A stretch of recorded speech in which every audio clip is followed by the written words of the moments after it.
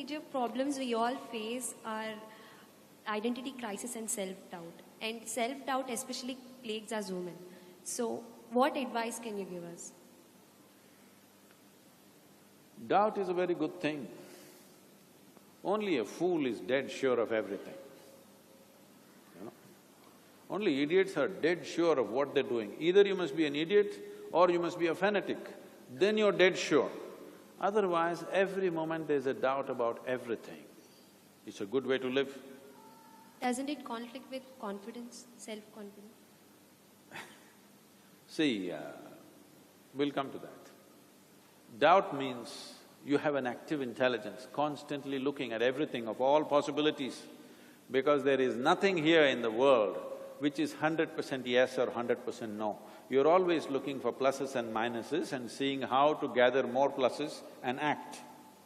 Is there 100% plus in the world or is there 100% minus in the world? There's no such thing. Is there anybody here who is 100% plus or 100% minus? Absolutely wonderful and absolutely nasty? No. They are like that. So, this is always there. Only thing is, doubt is good. You must encourage doubt within yourself. Otherwise, you will either become a fanatic or a fool, thinking you have attained to certainty. No, doubt is good, but you must be joyfully confused, okay? If you get confused, you make yourself miserable, that's the problem. If you're joyfully confused like me, you have no issue. Because you constantly nurtured confusion. Now, out of that, after much doubt and considering everything in the universe, slowly clarity arises. Now you talked about confidence.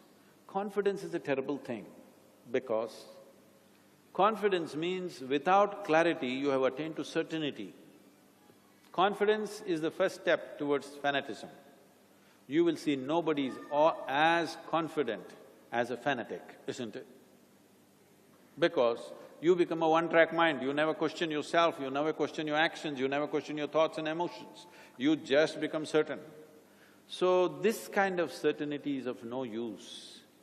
This will come because you believe something. You simply believe something. Believing something gives you confidence, but not clarity. But you will walk through the world, negotiate this world well, only when there is clarity, not when there is confidence. Confidence is a way of blundering through life. See, right now, if you want to walk through, let's say one of the rows between two rows, let's say your vision is not clear, but you have confidence, what will you do? Hello, please tell her. If somebody whose vision is not clear walks through one of these two… between these two rows, what will they do? They will step on everybody's feet, but they're confident. Right now, this is what is happening. People who believe in absolutism about everything, they are confident. They know they're doing the right thing and going to heaven. It doesn't matter what horrendous things they create. Yes or no? They are dead sure. I'm sorry, they're not dead, unfortunately. They are so sure that they are going straight to heaven. They know in which direction heaven is, you know, here, here. But the planet is round, you are sitting approximately at probably 12 degrees latitude and it's spinning, so if you look up, inevitably you're looking up in the wrong direction, that is not something that they will consider. They know this is the way to heaven, but the earth is spinning, always pointing in the wrong direction, isn't it?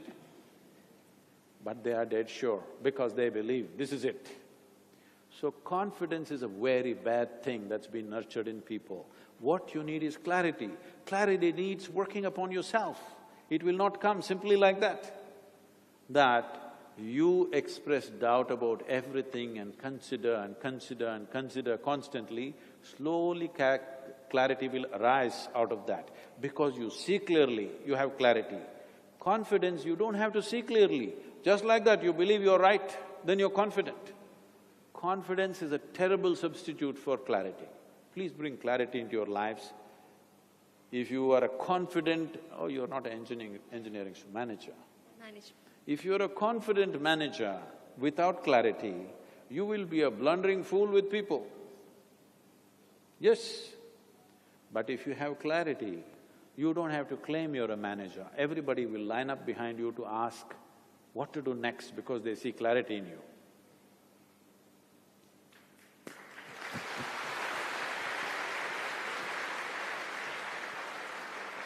Thank you, Sadhguru. My next question is on courage or bravery. As a child, I've always heard that three important aspects of life are education, wealth, and courage. In Tamil, we say Kalvi, Selvam, Veeram.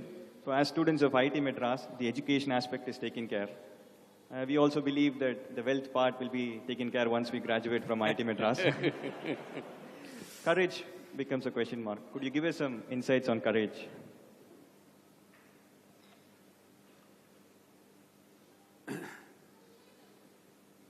See, when you do something beyond a little bit of reason, you call it courageous.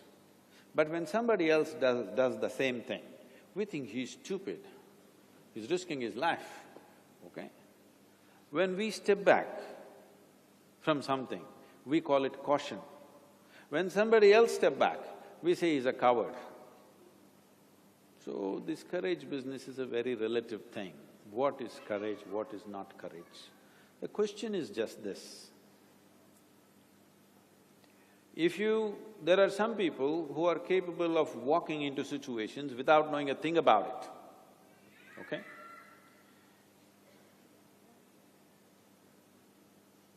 But whether they can walk out of it or not is a big question mark. Again, I'm going back to the same thing. If you had absolute clarity about everything, you would know how to act in that situation or whatever that is.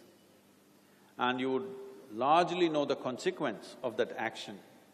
If it is a calculated effort and you took the action, it may succeed, it may not succeed, because there are many factors that you could have overlooked. But if you had enough clarity, the chances of success are much, much better. But if you just have this Veeram in you too much, okay, and you took steps because you're courageous, when things don't work, others will see that it was the stupidest thing to do.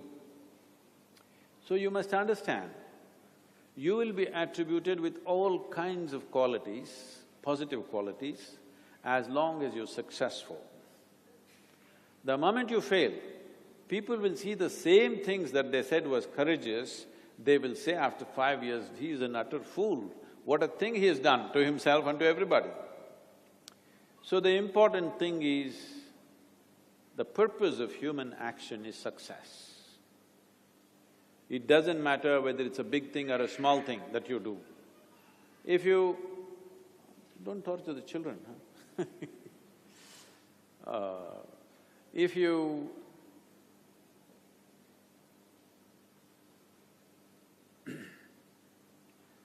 if you take any kind of action which produces positive result, then people say you're intelligent, all right? Maybe you're not, maybe it was just chance, but they will say you're intelligent because most of the world is not able to recognize anything other than success. It is not the best way to live, but that is the reality. This is what we have done to life, that we are too much result-oriented, not process-oriented. If our processes are right, results will come. But because we are in such a hurry for results, we are too result-oriented. Because of that, we built these kind of cities, which no process, only I built my house, you built your house, everybody appreciated, clapped their hands and said, oh, he has gotten his own house.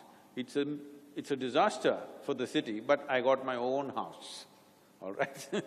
So, this excessively success-oriented society is dangerous because we will miss all the processes, we'll bypass processes and do things. Ad hoc, it may succeed. See, anything will succeed 50% of the time, even if you don't know what the hell you're doing. Yes? If you're playing cricket, with your eyes closed also, if you swing the bat, you may hit it, all right? So 50% of the time, lot of things may happen by chance, but that is not what young people should depend on. You must build a process within yourself which is reliable. It doesn't matter, somebody approves it, disapproves it, whether the world approves it or disapproves it, whether it appreciates or depreciates, it doesn't matter. You built a solid process for yourself that it's always reliable for you. If you do this, if there's an opportunity in the world, maybe it'll become a big success, otherwise maybe it will be something like that, but you will have the beauty of always standing on firm ground within yourself, never struggling with anything that happens to you in your life. This is what you must build. Success in the world will come depending upon what the world is ready for. I was the same person 40 years ago, but at that time, everybody thought I'm no good. But today, they think I'm a great mystic, yogi, nonsense, whatever, okay? Not because they experience who I am, because everywhere it's recognized, they are also clapping their hands, that's all. So what the flock says, it doesn't matter. Have you built an appropriate process which has absolute integrity within itself? And clarity is the basis of your process. If you have done this, it doesn't matter whether the world accepts you or not. You are successful, because as a human being, you're successful. You're successful in the world or not depends on what the world is ready for right now.